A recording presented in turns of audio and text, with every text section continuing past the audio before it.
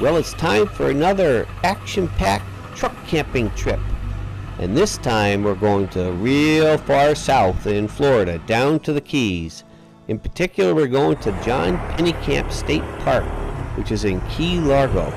It's one of the first keys on your way down, and it's a beautiful campground. You actually drive into the park almost a mile to get to your campsite, and along the way you pass the big marina where all the sightseeing ships go out. It's a nice little campground, and we had a great time there with two other friends with truck campers. The Pennekamp Marina is actually quite nice with lots of slips for boats to come in, and we actually went on the beach and lots of people there swimming and snorkeling. Great place to do that.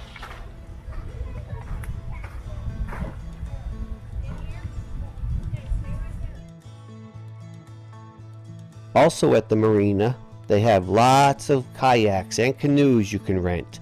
And one of the attractions is actually going, as you see here, all these mangroves. They have nice trails that go through them.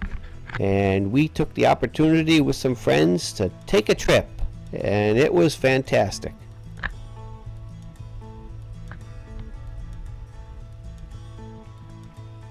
The mangroves are very important to the Florida coastline because they protect it and hold it together so that things don't just wash out into the sea. And it was a lot of fun, as you can see, going through this tight trail with the canoe. Another fun thing to do right in Pennekamp is their aquarium. In this aquarium in the center, they have a beautiful big fish tank. As you can see here, you can walk all the way around at 360 degrees and see all different kinds of fish swimming. It was a lot of fun.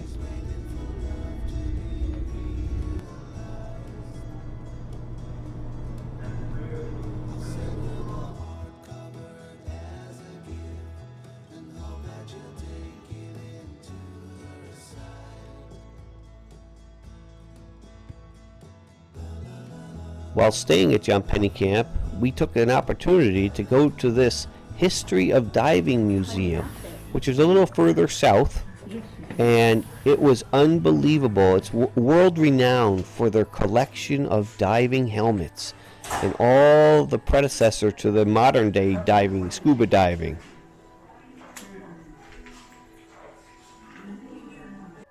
As you can see in these helmets' design, a lot of copper and brass was used, mostly because it wouldn't corrode, but also the unique thing was these helmets were designed to be buoyant when they were underwater, so they wouldn't be very heavy on the scuba diver.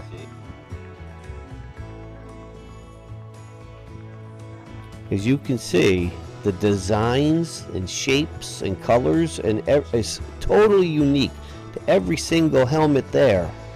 It didn't seem to be one preferred design. And as you can see here, they have a very extensive worldwide collection with some of the best helmets ever designed.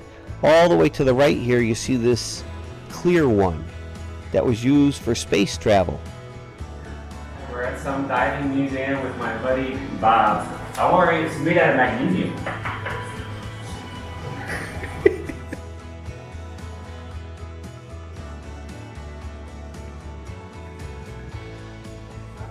Our next excursion was to Biscayne National Park, and this included a beautiful water ride out to an island.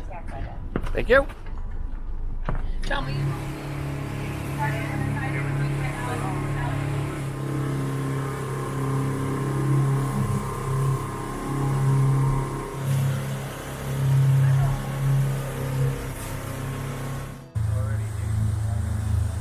As we started to get close to the island, we noticed something unique, a lighthouse.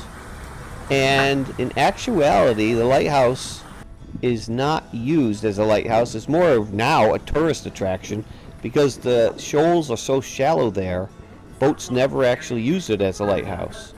And you can take the spiral staircase up to the top And when you're up top, there's a very nice view of the entire island surrounded by water. It's spectacular. Boats come to the island and dock for the day and have picnic lunches. It's just that nice of a place to go. We even stopped on the edge of the beach to take a selfie.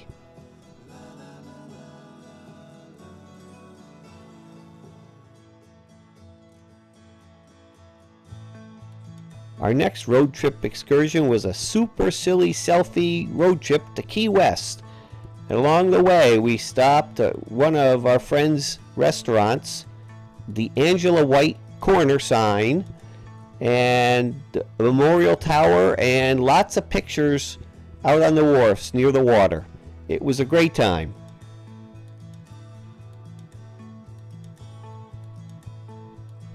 We then continued, of course, the Marilyn Monroe picture, and we went to our favorite, Sloppy Joe's, for a beer and some pretzels. And then we went to Mallory Square to see the street performers. And of course, the southernmost point and mile 0 on Route 1.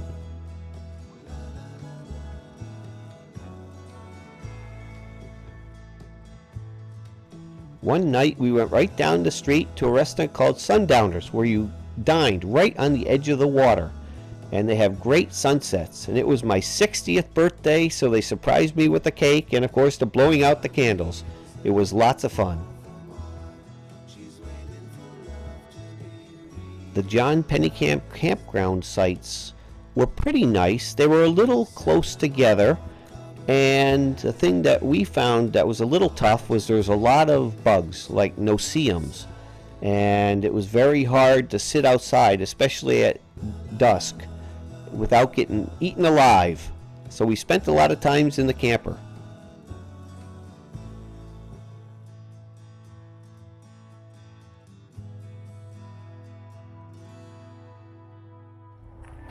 Another excursion we took while staying at John Pennekamp was to the Wild Bird Sanctuary, which was a relatively close location to the park, and they had all kinds of birds. A lot of them had been injured and were on the mend. They had all kinds of owls and all kinds of birds from all over Florida.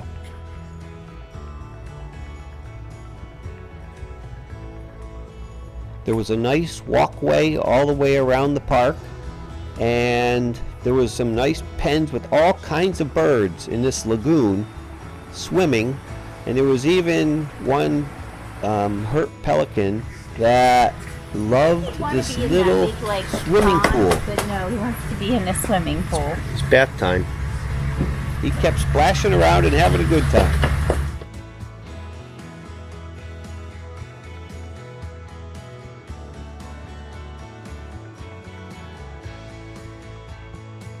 We took about an hour-and-a-half trip north to Everglades National Park, and wow, was this spectacular. They had walkways everywhere and all kinds of wild animals like birds and alligators everywhere you turn. If you look closely, there's an alligator swimming in the waterway right next to us, and there's another one. One. Oh yeah. Right there. What is it? Oh! There's a big alligator right down there.